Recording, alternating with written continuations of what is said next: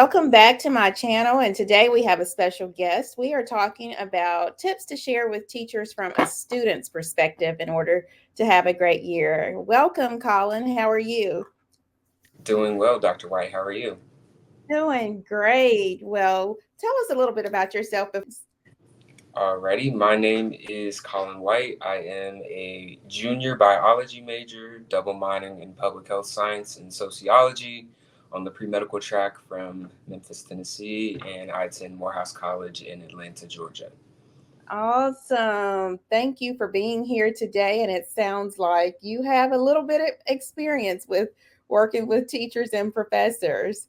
All right. Well, I just wanted to get with a student to hear your perspective, specifically high school experience, and to see if there's anything you can share with some of our new teachers and seasoned teachers today from a student's perspective.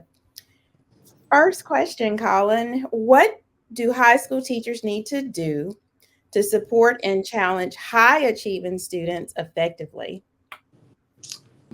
For that, I would say, so I was in AP classes, honors accelerated, enriched classes since, well, for my entire K through 12 education. So I have a lot of experience with those high achieving environments and classroom settings amongst my peers and from the teacher's perspective as well. What I would say for that, to challenge your students and to make sure students feel supported in those classroom environments is to allow them to use each other and really build off of each other in the class, because I like all the students in the class are really on some of the similar paths and goals. So having classroom discussions to allow them to really lean on each other and facilitate discussion through the students and not just in the class, and have it where the teacher is just talking at you for the entirety of the period.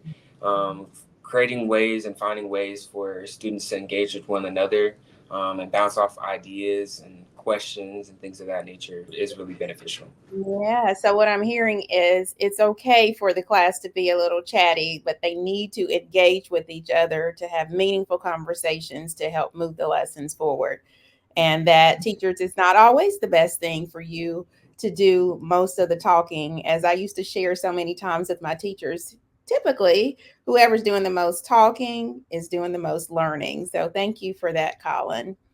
All right, second question. Reflecting on your high school experience, what qualities did your best teachers possess that made them stand out positively? I would say really learning how to listen and understanding your audience.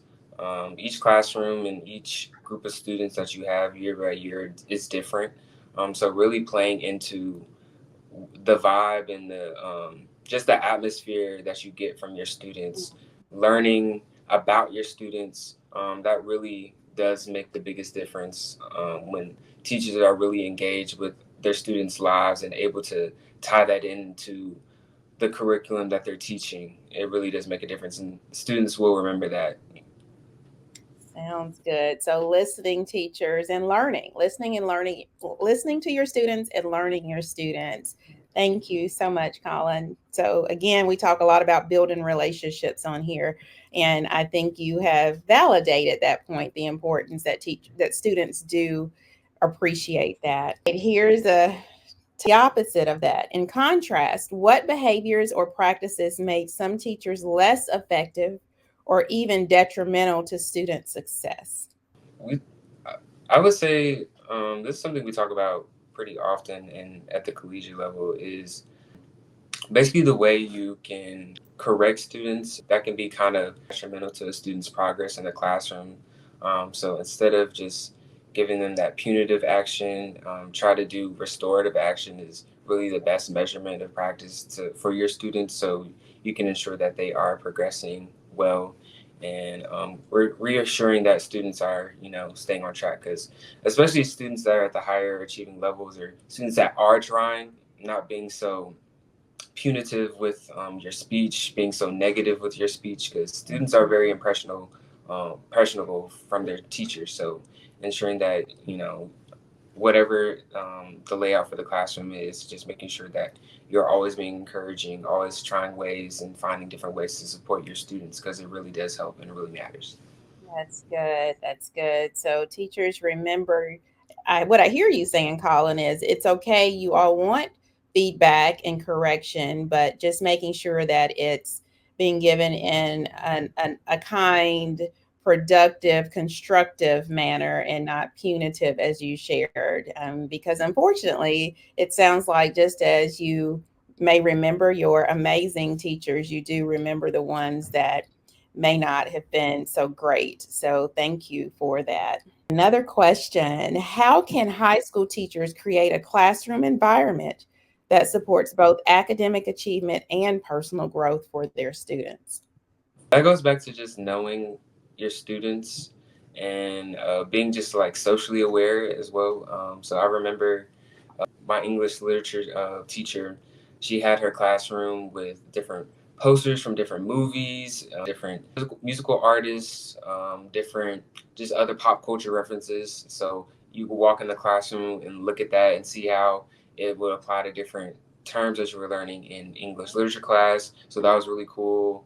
I remember senior year, one of my other teachers would have in their classroom on the walls like messages from their students about their experience in the class, just something they thought was great about the teacher. And that was also like a nice, fun, inviting environment just to see that and just be like, okay, I'm excited to be in this class because I'll be able to be one of those students on the wall once I'm finished in this course. So stuff like that. Also just coming in, starting on a positive note, asking how everybody's day was, getting a feel and a vibe for the students' kind of just attitude and mood as a whole, and just finding different ways to engage with students is how to make sure the environment is good.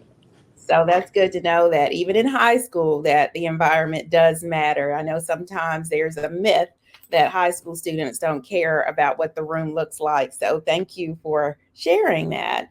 Last question: what advice would you give a high school teachers or a high school teacher to help them better connect with and support their students based on the experiences and observations?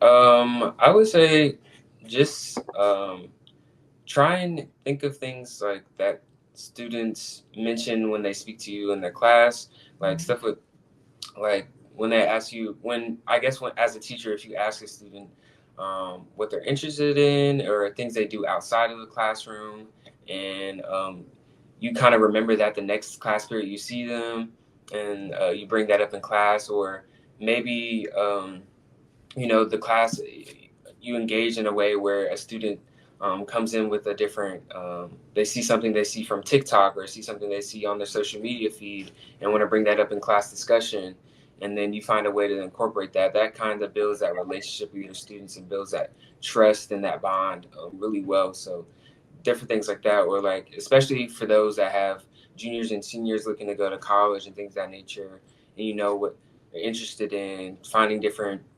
resources and things that you can connect them with because you know that their interests align or if you know that a student is really artistic and different has artistic abilities finding um, different clubs or different things that they can do to engage with those abilities and things of that nature. So stuff like that, really getting to know your students and connecting with them, remembering just little things about each student and being able to connect with them on that level Very really does good. a good. Thank you for that. So I've heard you mention your English teacher, your senior years. Am I safe to say she left a great positive impression on you? Absolutely, yeah. Well, that is so great to hear. And here's one random last question: was your favorite teacher of all time? Anybody stand out? I would say, yeah, I would say my senior year English literature teacher for sure. I was actually her last class, so Oh um, wow. she transitioned out of my high school after my year. So it was pretty sad to be like not be able to come back as a Oh, college student, come back to her classroom and see her as she transitioned out of teaching in high school. So, but she okay. really did leave a huge impact on me pushed me, challenged me, and really helped me land on my college decision. And also just like was very, just super sweet and engaging with the class as a whole. Like I will always feel comfortable in her class and look forward to being in her class. Most people don't look forward to going to English, but the Right. way she curated the class and taught the class allowed us to engage with one another, really listen to us and listen to our perspectives on things. It was really like one of the most memorable classes for sure that I had. Oh, that just warms my heart as a teacher. Well, Colin, thank you so much for sharing your perspective from a student's view on some tips and things that teachers may want to think about. And I'm definitely going to have to keep up with you and have you back. And I'm going to go ahead and speak into existence. Congratulations, Dr. White, for when you finish your path and your journey. And again, thank you for watching my channel. For more tips, and just please make sure you subscribe to our channel. Have a good day. Thank you so much.